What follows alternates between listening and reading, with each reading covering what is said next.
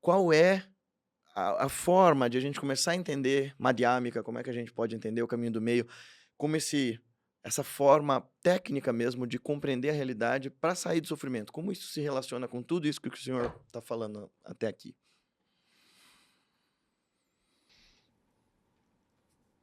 Caminho do meio. Existem algumas coisas. Vamos lá quando o Buda estava vivo ainda. Então, quando o Buda estava vivo, ele fez a opção de sair do palácio, adentrar as matas, conversar com o professor, enfim, tem um percurso aí. Mas Buda estava meditando, ele estava praticando ascetismo, ele estava levando o corpo humano dele a uma situação de flagelo. E ele percebeu isso. E ele escuta, a história diz, né? Que ele escuta passando no riozinho ali do lado, um professor ensinando uma menina a tocar guitarra. A cítara, né? É. E aí, aqui tá, a cítara. Aí o que acontece? Buda escuta. Olha, se você esticar muito a corda, ela arrebenta. Se você deixar a corda frouxa, ela não toca. Foi isso que o Buda escutou. Imediatamente ele associou. Se eu continuar nesse percurso do ascetismo, do autoflagelamento e tal, eu vou morrer e não vou chegar a lugar nenhum, ao propósito que eu tive. Se eu voltar para o palácio, facilmente eu vou ser sugado na mesma luxúria e não vou mais me preocupar com isso.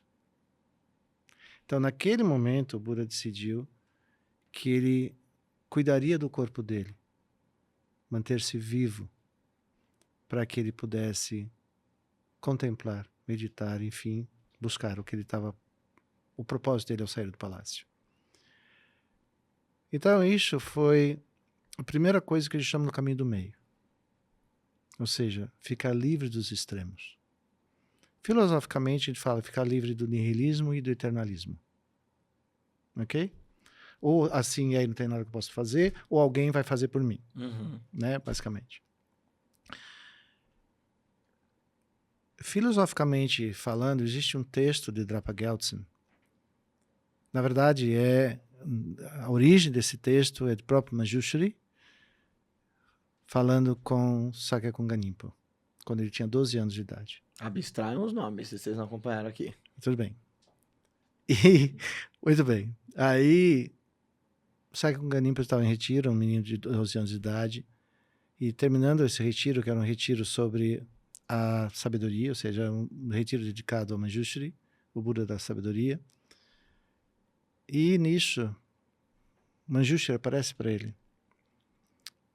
É muito bonito contar essa história, mas eu vou contar ela para uma entrevista e não como é no ensinamento. Mas enfim, Por favor, como naquele quiser. momento, Manjushri diz a Sakya Rimpo: se você tem apego a esta vida, aos prazeres dessa vida, então vai ser, se você tem apego a esta vida, você não tem o Dharma, que seria uma visão espiritual da vida.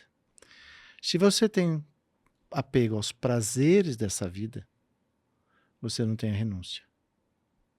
Se você tem apego aos seus próprios propósitos, você não tem a bodhicitta.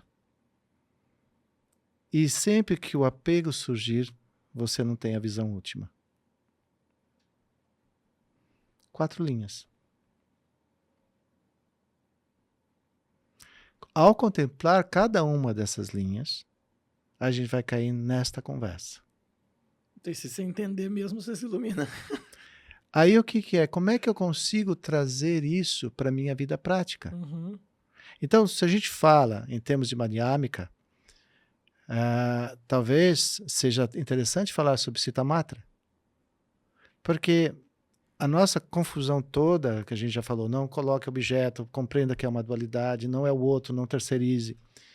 Eu tenho que entender como que isso surge na minha mente. Porque o universo que nós vivemos, nós cremos que é o universo externo. Mas o universo, ele é interno. Porque se todos nós víssemos a mesma coisa, da mesma maneira, nós teríamos a mesma reação para qualquer coisa. E que não é o que acontece. Então, apesar de nós olharmos para este copo, vamos ter em comum, é um copo. Porque convencionamos que uma coisa com esse shape, com esse formato assim, é um copo. Mas imediatamente, copo feio, copo bonito, mau gosto. Ou seja, no momento que eu entro em contato com esse copo, imediatamente eu teço um julgamento sobre ele. A minha relação com este copo, ela é exercitada sobre a imagem que eu coloquei no copo e não a imagem do copo em si. Uhum. Vamos dizer, eu, você e o nosso amigo. Eu posso dizer, olha, esse cara é muito legal. Você dizer que você não conhece ele. Ou seja, nós vamos chegar no lugar que nós vamos chegar à conclusão que nós estamos olhando para ele, mas nós temos percepções totalmente diferentes dele. Então, eu vivo uma relação com ele de acordo com a minha percepção. Você vive de acordo com a sua percepção. Na hora que eu entender isso, já vai ser o primeiro passo para dizer, ele não é a minha percepção.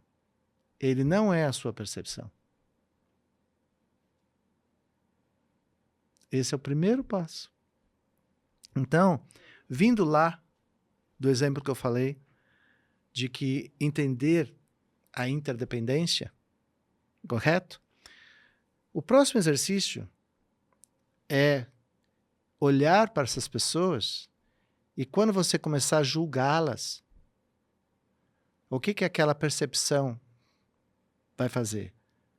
Ele pode ser a pessoa que plantou o trigo. Ele pode ser a pessoa que trabalhou a noite inteira lá na Sabesp para você ter água. Ele pode ser a pessoa que trabalhou a noite inteira para você ter energia. Ele, porque eu não sei quem é, sei. Nem sei quem é. Mas eu adoro criticar e julgar as pessoas. Mas na hora que eu me permitir, na hora que eu pensar, esse pode ser o que plantou o trigo, eu já vou frear isso tudo. Freando esse julgamento, eu estou freando as minhas emoções aflitivas. Freando as minhas emoções aflitivas, eu me permito um estado de lucidez e de serenidade, que vai permitir que essa contemplação, essa reflexão ocorra.